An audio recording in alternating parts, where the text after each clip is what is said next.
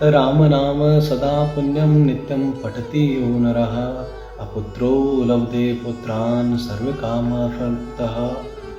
पद्म पुराण में श्री कृष्ण भगवान कहते हैं, हे अर्जुन, राम नाम से सब सिद्ध हो जाता है।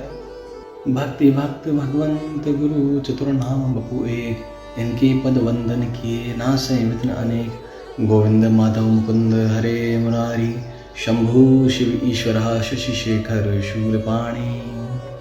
आज की श्रृंखला में एक भक्तमाल चरित्र इस प्रकार सुनेंगे। जय जय श्री राधे। नारायण। दासिया बौरी नाम का एक बड़ा भक्त था जगन्नाथ जी का। तो दासिया बौरी जो था वो लोअर कास्ट का था। वो भगवान जगन्नाथ जी के मंदिर में, जैसे आज जो सनातन नहीं है उनका प्रवेश नहीं है, तो पहले जो लोअर कास्ट के थे उनका भी प्रवेश नहीं था। मगर अभी ये है कि अभी जो हिंदू नहीं है केवल उनका प्रवेश नहीं है।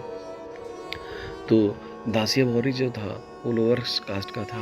वो भगवान जगन्नाथ को बहुत प्रेम करता था और यही कहा करता था, हे प्रभु, मैं तो आपका दर्शन नहीं कर पाऊंगा, मैं कैसे दर्शन करूं आपका। तो भगवान रथ यात्रा में बाहर आते हैं।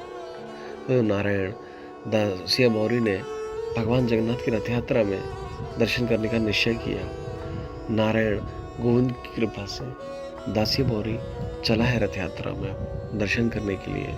और जैसे ही रथ पर आरूढ़ भगवान जगन्नाथ को उन्होंने दर्शन किया है नारायण, दासिया बौरी ने जैसे ही दर्शन किया है नारायण, दासिया बौरी तो देख के ही रह गया। वो बड़ी बड़ी आंखें देख करके वो झूम गया। बोले, भगवान जगन्नाथ कितने प्यारे हैं, इनकी कितनी दिव्य आंखें हैं। ओहो, मुझ जैसे अधम को भगवान जगन्नाथ का दर्शन हो रहा है। अद्भुत है, अद्भुत, बहुत कृपा। और वो जोर जोर से नाचने लगा, जय जगन्नाथ जय जय जगन्नाथ, जय जगन्नाथ जय जय जगन्नाथ, जय जगन्नाथ जय जय जगन्नाथ। और दासिया बौरी जोर जोर से नाचने लगा।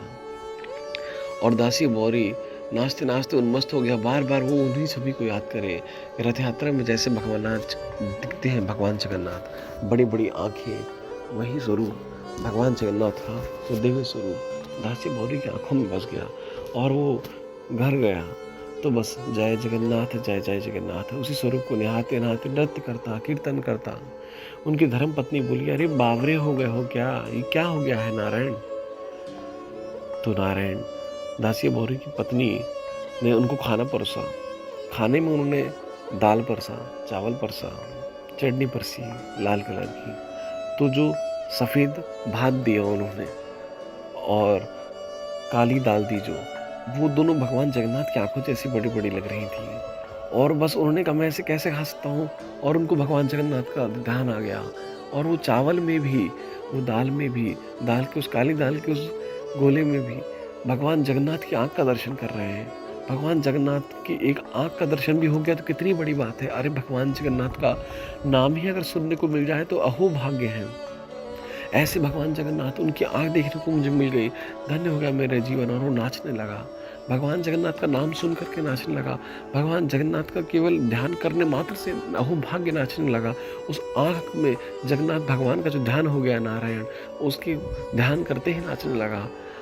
दासिया बौरी इतना उन्मस्त हो गया कि जय जगन्नाथ जय जय जगन्नाथ नाचने लगा। और भगवान चतुर्भुज रूप में प्रकट हो गए।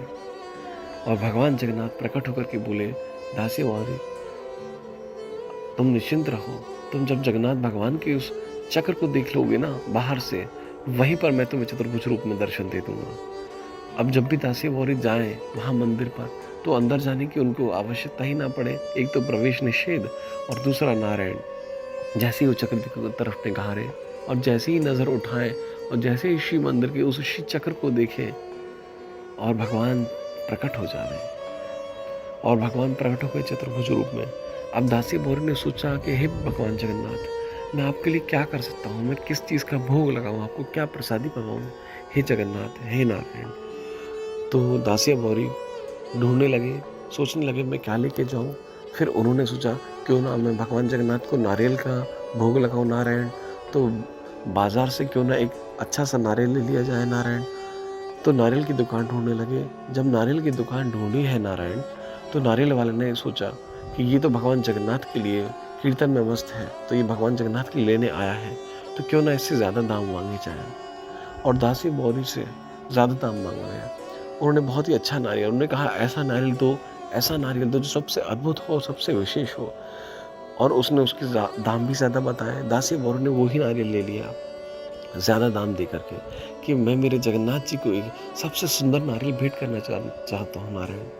और भगवान जगन्नाथ इसको सहर्ष स्वीकार कर लेंगे और वो जाने लगे। उन्होंने पुजारियों जी से कहा, हे पुजारी जी, इसे भगवान जगन्नाथ जी के प्रसादी में अर्पित कर दीजिएगा और उनसे कहिएगा कि दासी बौरी ने उनके लिए नारियल भेजा है नारायण। पुजारी जी कहने लगे, अब तुम्हारे नारियल कब से भगवान चढ़ाने लगे? तुम्हारा तो मदर प्रवेश भी नहीं है और इस नारियल को हम स्वीकार नहीं करेंगे। भगवान जगन्नाथ जी 56 भोग खाते हैं, तुम्हारे नारियल कैसे स्वीकार करेंगे? दासी बौरी उदास मन से वापस चला गया नारियल के नारायण। फिर भगवान जगन्नाथ को भोग लगा गया नारायण।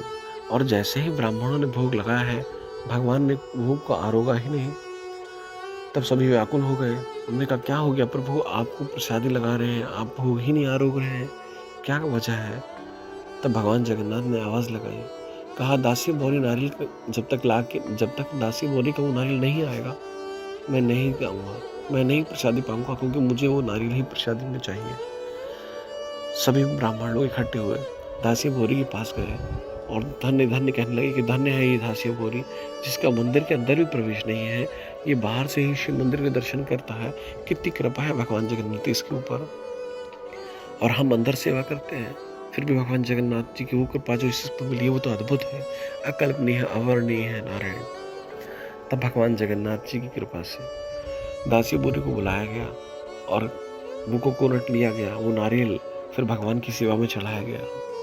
ऐसे ही एक बार दासी बौरी ने सोचा, क्यों ना भगवान को आम चढ़ाया जाए नारायण। दासी बौरी ने आम चढ़ाने का निश्चय किया नारायण।